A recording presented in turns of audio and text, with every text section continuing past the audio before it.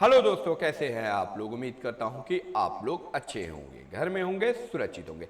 दोस्तों, मैं अपनी बात करूंगा, थोड़ी सी वीडियो लंबी होगी और आप लोग बिना स्किप किए वीडियो को स्टेप बाय स्टेप देखिए, step by step point two point समझिए। मैं पूरी बातें आपको इसके जरिए क्लियर कर दूंगा, क्योंकि यहां पर देख सकते हैं कि मैंने बताया क्या करें कि हमें छात्रवृत्ति कैसे मिलेगी। ठीक है दोस्तों, या क्या करें कि हमें छात्रवृत्ति मिलेगी, हमें छात्रवृत्ति कैसे मिलेगी। दो चीजें मैंने यहां इंक्लूड की है, यानी आपको करना क्या और कैसे, दो चीजें हैं। आप कैसे करोगे, तो आपसे यही गुजारिश है कि वीडियो के साथ शुरू से अंत तक बने रहें और कंप्लीट देखें, पॉइंट टू पॉइंट बातें मैं करूंगा ताकि आपको हर चीज क्लियर हो सके। तो अभी चलता हूं मैं कुछ चीजें लेकर जो आपको जनरली ऐसी वीडियो यूट्यूब पर नहीं मिलेगी, ये भी मैं बता दूं। और बहुत सी वीडियो है यूट्यूब पर, आप वीडियो को सर्च करेंगे तो आपको पूरा तरीका पता सब कुछ, लेकिन मुझे नहीं, मुझे आपको point two point concept clear करना है, क्योंकि ऑलरेडी आधी चीजें आप जानते हो। तो चलता हूं मैं वीडियो की तरफ। अगर वीडियो पसंद आती है तो लाइक करना ना भूलें और चैनल को सब्सक्राइब जरूर कर ले दोस्तों, ताकि और घंटे वाला बटन भी ऑन कर ले। तो देख सकते हैं कि मैंने यहाँ पे डाला है कि यूपी स्कॉलरशिप क्या करेगी, हमें छात्रवृत्ति कैसे मिलेगी, और उसी से रिलेटेड मैंने यहाँ पे 6 पॉइंट नोट किया है और कुछ ये कटिंग मैंने यहाँ पे रखी है, तो जिसके जरिए मुझे आपको यहाँ पर बताना है। अब आप लोग सबसे पहली चीज, नया पुराना फॉर्म, अब क्या करेंगे, हमें छात्रवृत्ति कैसे मिलेगी। अब आपको इन 6 पॉइंट के जरिए मैं कॉन्सेप्ट क्लियर करता हूं, पहले आप अच्छे से समझिएगा। अब नया या पुराने फॉर्म में क्या करें, अब नया या पुराना फॉर्म क्या करें या फिल कैसे करें, यहां पे ये पॉइंट है। फिल करना आपको तमाम वीडियो मिल जाएगी। नया और पुराने का मतलब कि अगर आप न्यू हैं, आपके मैं सीधे वेबसाइट पे लिए आता हूं, और अगर आप न्यू फॉर्म भरना है तो न्यू पे आपको न्यू रजिस्ट्रेशन यानी नया रजिस्ट्रेशन आपको करना होगा। और अगर आप रिन्यूअल करना चाहते हैं तो रिन्यूअल के लिए यहां पे देखिए कहा गया है, नवीनीकरण सभी छात्रों को हेतु आवेदन, यानी अगर आपको डायरेक्टली सीधे आपको रिन्यूअल में चले जाना, आपको करना होगा। यह पहली चीज आप अच्छे से समझिएगा। ठीक है दोस्तों, यानी आपको नया और पुराने फॉर्म में मैंने बताया कि आपको नया का मतलब न्यू और पुराने का मतलब तात्पर्य मेरा यहां पे रिन्यूअल से है। पहला कॉन्सेप्ट, क्या क्या डॉक्यूमेंट लगेगा। अब आपको यहां पर पॉइंट पता करना है कि डॉक्यूमेंट क्या क्या लगा होना चाहिए, क्या क्या डॉक्यूमेंट लगेगा। तो यहां पर आप सारी चीजें जो भी आपका लगेगा वो मैं कुछ डॉक्यूमेंट आपको क्लियर कर देता हूं। जैसे सपोज दैट बैंक की पासबुक, ठीक है, मैं कुछ पॉइंट आपको क्लियर कर देता हूं दोस्तों। बैंक की पासबुक, आधार, इनकम, अगर आप उसके हैं या क्या नाम है, ठीक है दोस्तों, ये हो गया। एडमिशन स्लिप और रिजल्ट,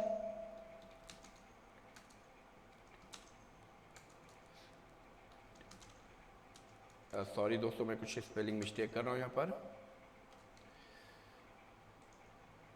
रिजल्ट और उसके बाद फोटो, उसके बाद आपके और भी हैं ईटीसी, मैंने ये जनरली इतना लिखा।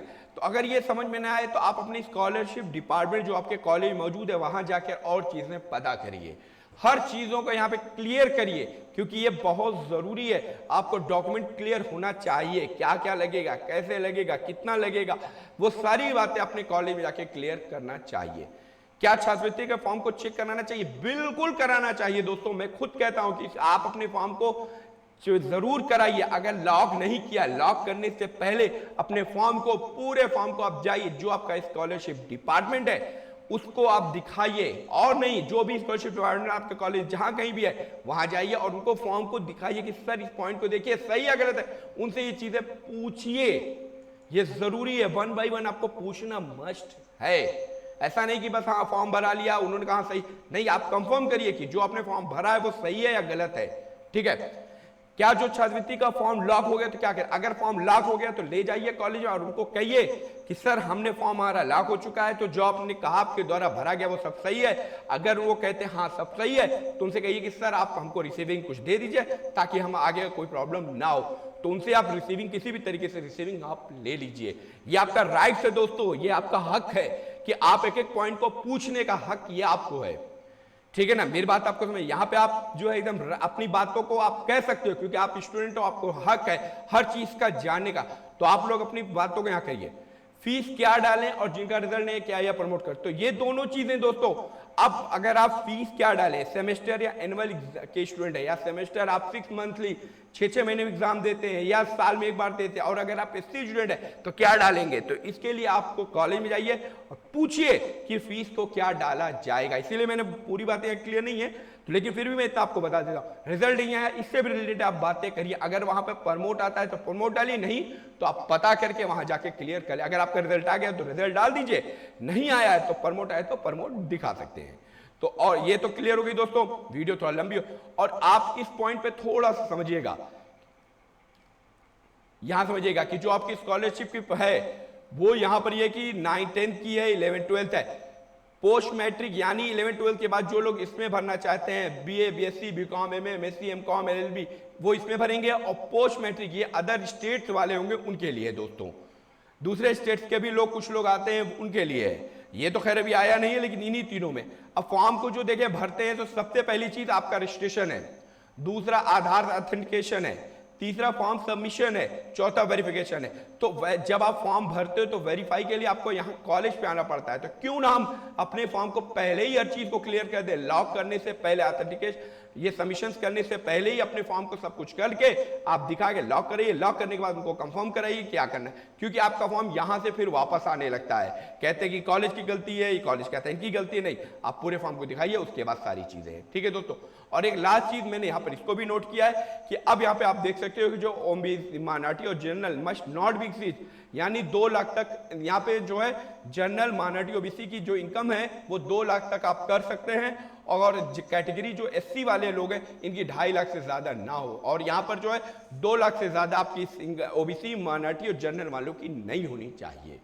तो दोस्तों ये एक मैंने आपको तरीका बताया। मेन तात्पर्य मेरा सीधा यही कहना है कि आप जो भी फॉर्म भरते हैं उसको अपने डिपार्टमेंट जाइए, क्लियर ले जाकर क्लियर करिए। मेरा सीधा यही कहना है। अगर आपको स्कॉलरशिप चाहिए, नहीं चाहिए तो वो आपको भी जानिए। अगर आप चाहते हैं तो आप जाइए, इस चीज को कॉलेज में जरूर शो करिए, उनसे पूछिए, क्योंकि आपका राइट्स है, आपको मालूम होना जरूरी है।